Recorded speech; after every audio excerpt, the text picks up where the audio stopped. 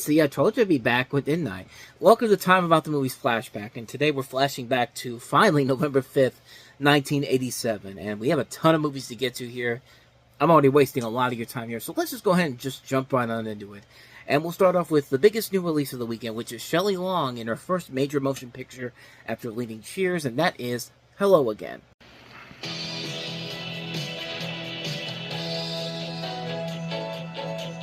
Hi, I'm Lucy Chapman, and I'm dead.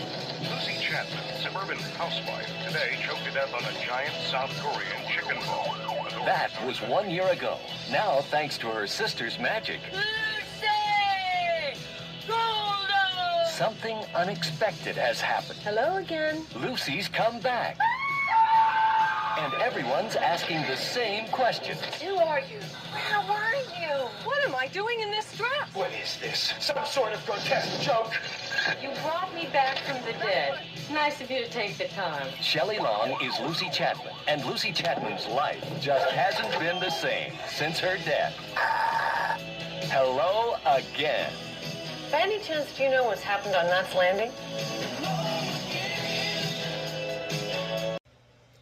Yeah, needless to say, Diane probably should have stayed at Cheers after this, because this would start a trend of some really, really bad movies for Shelley Long. And in the story of this movie, which is not a bad idea overall, you have a suburban housewife who chokes to death on a chicken ball and is brought back to life by a spell cast by her wacky sister.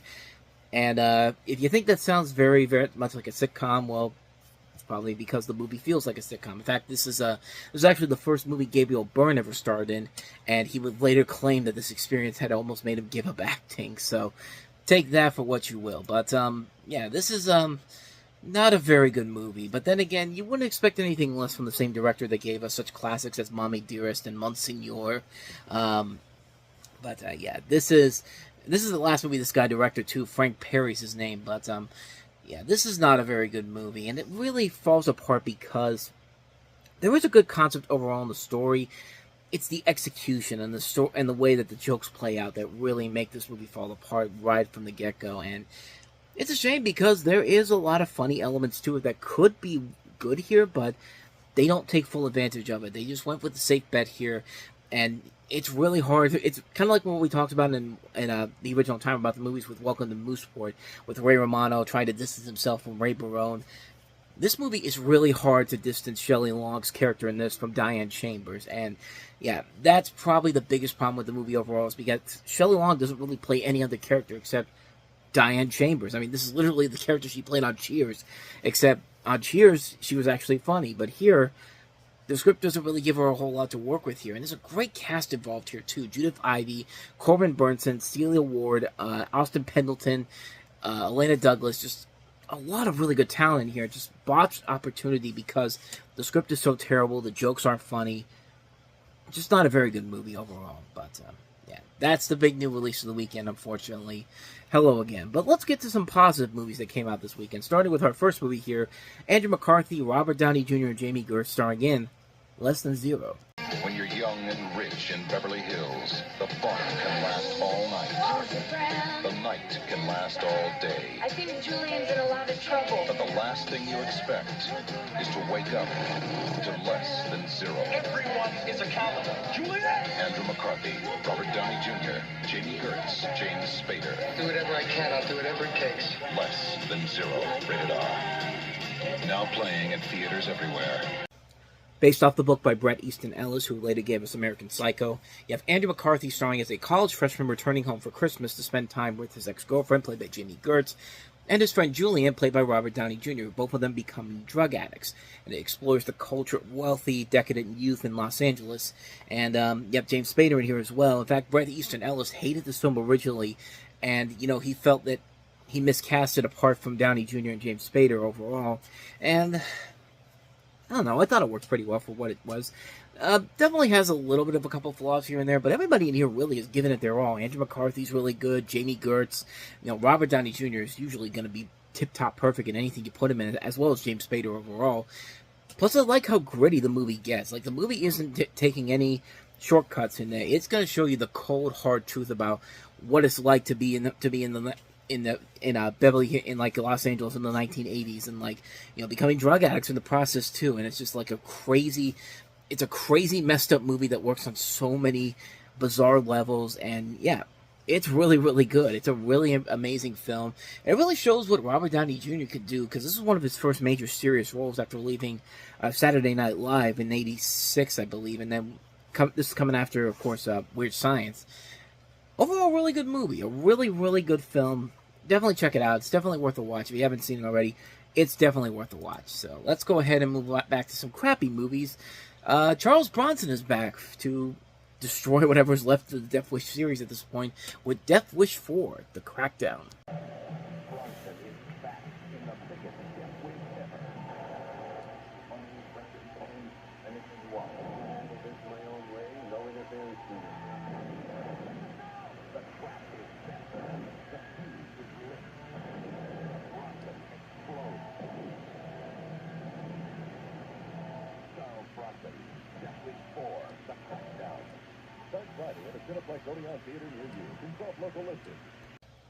I wish I was dead.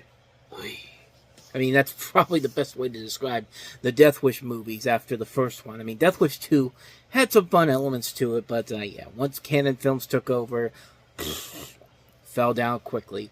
Paul Kersey is back once again, forced to become a vigilante after his girlfriend's daughter dies of a drug overdose. He's recruited by a tabloid owner, Nathan White, played by John P. Ryan, to take down various crime figures of the Los Angeles drug trade. And yeah, this is not a very good movie. This is not a very good movie. It's pretty much the same movie as the other Death Wish movies, except the budget is significantly lower because it's a Canon Films movie. And even then, this movie bombed hard at the box office. I mean, keep in mind, this was also the year that gave us the classics of Masters of the Universe and Superman 4, The Quest for Peace, which also flopped badly. And this is one of those movies that came out around that time that gets kind of overlooked because Superman 4 and Masters of the Universe flopped badly. But this should be right up there with some of the worst movies they've done in general here, because it's really just Charles Bronson just taking a paycheck and then just doing whatever they ask him to do, because it's pretty much the same movie as the last couple of Death Wish movies. It's kind of like what's going on with Liam Neeson whenever he does movies for Briarcliff Entertainment, which we know that Liam Neeson's much better than this, and like, we don't need him to just do some generic script or some generic lame-ass action movie overall is every single time, because like, he does that now. It's like, what's the last great Liam Neeson movie you saw him in? I can't think of the last great one I saw him in. What is the last great one he ever did? Yeah, it's been way, way too long. I'm looking all the way back to 2014 with the Lego Movie and then A Walk Among the Tombstones. I think A Walk Among the Tombstones may very well be the last great thing he started, because after that, Taken 3, Run All Night. Okay, Monster Calls was pretty good. That's kind of an underrated film overall. Silence, The Commuter, Widows. Okay, he was in Widows, which maybe I'm over-exaggerating a little bit here. Widows was a really good movie. A very underrated film by Steve McQueen. But yeah, Cold Pursuit, Men in Black International, Marksman, Blacklight, Memory, Marlowe. Yeah, this is not a good stretch of films. Widows was 2018. We're now coming up on 6 years since that movie came out. So, yeah, Liam Neeson has not had a good stretch of films in general here. Nor did Charles Bronson near the end. I mean, he was literally just taking movies for paychecks, and that's about it. And Death Wish 4, perfect example of that overall. So, yeah. Not a good movie at all. Neither is our next movie either. John Cryer starring in the comedy Hiding Out. I'm John Cryer, and I've just discovered there's one thing more horrifying than being chased by hitmen. There's only one thing more terrifying than being hunted by the FBI. Find the man. And there's only one thing more frightening than murder. High school. But that's where I'm hiding out. Hiding Out, rated PG-13. Special sneak preview Friday, October 30th. Hey, speaking of Superman 4, hi, John Cryer. Didn't know you were going to be in this movie. But John Cryer stars as a state's witness who disguises himself as a high school student in order to avoid being killed by the mob. I mean, if you saw him in Superman 4 and Pretty in Pink, where he was just pretty much the same character, this is definitely an upgrade for him in terms of looking like somebody who looks like he could be in high school. But yeah, this is about it's another one of those movies that we've seen done to death so many times before. This is one I barely remember. I remember watching this on HBO back in the day. When I was sneaking on HBO late at night to see what was on television. But yeah, other than that, though, this is a film that I barely remember. I don't remember really liking all that much, but yeah, it's been way too long since I saw this movie, so I can't really say if it's held up or not. But nobody ever really seems to talk about it, and not much more to say about this one overall. Hiding Out. So with that said, let's get back to some movies I have seen. As of most recently, I should say. But next movie we have here, Timothy Hutton and Kelly McGillis starring in Made in Heaven. They told me you were arriving today, so I came to pick you up. But you're dead. So are you, kiddo. Welcome to heaven. This is a wonderful adventure. I thought heaven was angels with wings, and they played harps on clouds. We have them. They're old guard. Where are you from? I'm a new soul. I haven't been to Earth. You haven't? Did I say you could do that? No. Do it again. Their love was fated by the stars, written on the wind, and blessed by the angels. I'd like to marry you. According to heaven, we already are. But now, she must leave to begin a new life. Well, how long do you stay up here before you go back to Earth? I'm going, aren't I? I'm gonna be somebody's baby.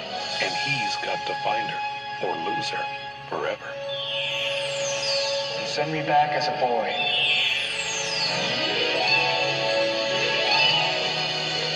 Gotta start believing in yourself. Otherwise, you'll both marry other people.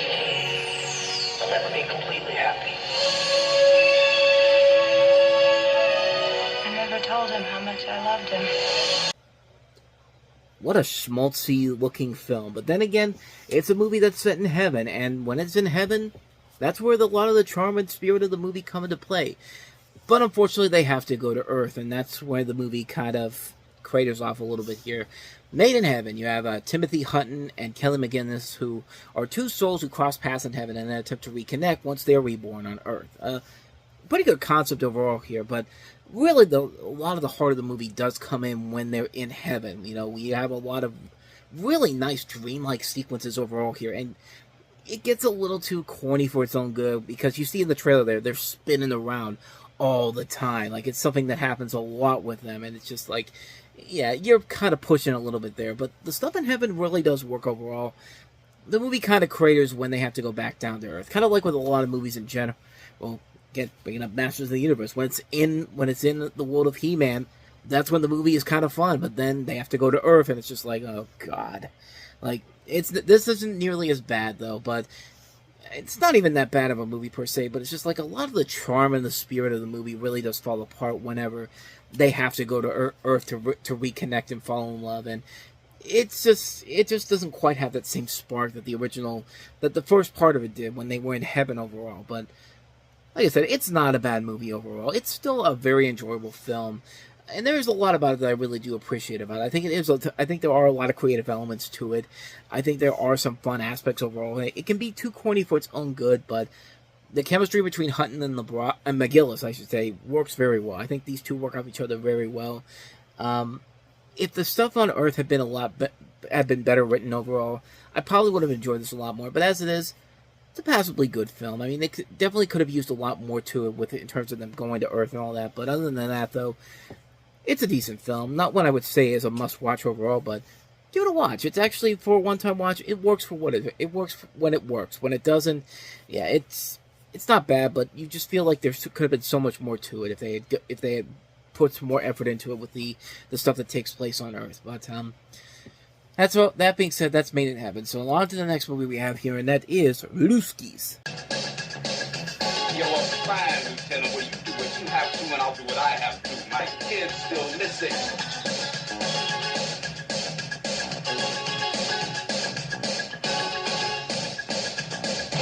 Hello, Lisa.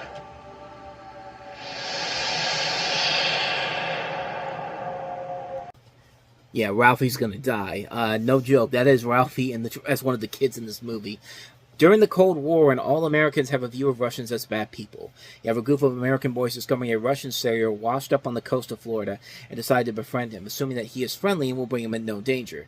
That gesture go against the ideas of their parents and the government, and of course, we see what happens afterwards. This also features Joaquin Phoenix, who in this movie is credited as Leaf Phoenix, because of course that was his name before he took on the name of Joaquin Phoenix in general. And you have a cast that also includes Carol Kane, Whip Hubley, Susan Walters.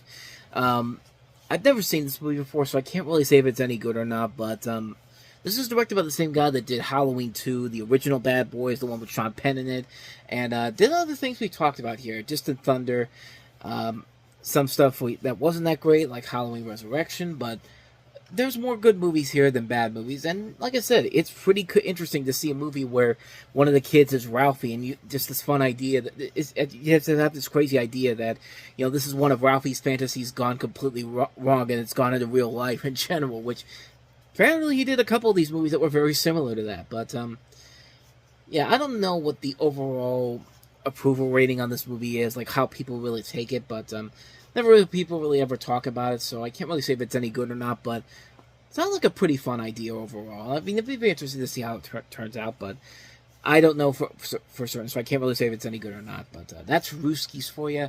So let's go ahead and move on to our next movie, which is, aside from Less Than Zero, probably one of the better movies that came out this weekend. Denzel Washington and Kevin Kline starring in Cry Freedom. Extraordinary, says Newsweek magazine. An exciting film, powerful and engrossing. 4 stars, declares Rex Reed. A first-class suspense thriller. Gene Shalit says Cry Freedom is an exciting adventure of escape, a movie of passion. And Jeffrey Lyons of Sneak Previews calls it one of the year's most inspiring, wonderful films. Don't miss it. Cry Freedom, rated PG. Now playing in select areas. Of course, as we've mentioned time and time again, anytime you put Denzel Washington in there, I'm right there because he's the greatest actor we have right now. This film centers on the real-life events involving South American activist Steve Biko, played by Washington, and his friend Donald Woods. Woods is played by Kevin Kline, who initially finds him too radical and attempts to understand his way of life. And you also have Penelope Wilton starring as Woods' wife in the movie, delving into the ideas of discrimination, political corruption, and the repercussions of violence. Richard Attenborough directed this movie, and this is, I believe, his second film after Gandhi came out. Yeah, second film, because of course Line came out before that, and that was not a big hit.